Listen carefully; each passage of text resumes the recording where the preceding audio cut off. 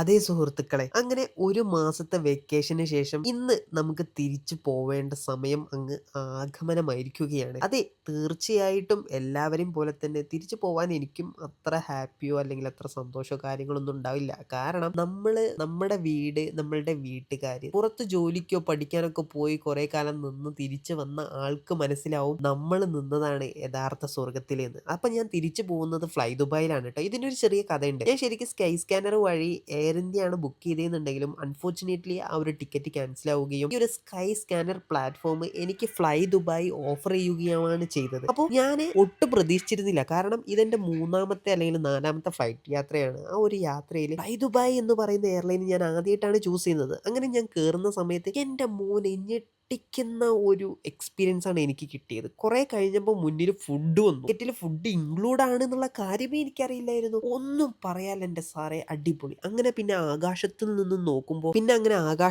നോക്കുമ്പോൾ അമ്പരചുംബികളായ പർവ്വതങ്ങൾ നമുക്ക് കാണാൻ കഴിയുന്നുണ്ട്. അങ്ങനെ നമ്മൾ ദുബായിൽ വന്നെത്തി. അങ്ങനെ ചെക്ക് ഇന്നും ചെക്ക് ഔട്ടും കാര്യങ്ങളും അങ്ങനെയുള്ള ബ്ലാ ബ്ലാ പരിപാടികളൊക്കെ കഴിഞ്ഞതിന് ശേഷം നമ്മൾ അങ്ങനെ എയർപോർട്ടിൽ നിന്ന് ഇറങ്ങി വണ്ടിയിൽ കയറി അങ്ങനെ നമ്മൾ തിരിച്ചു പോവുകയാണ്.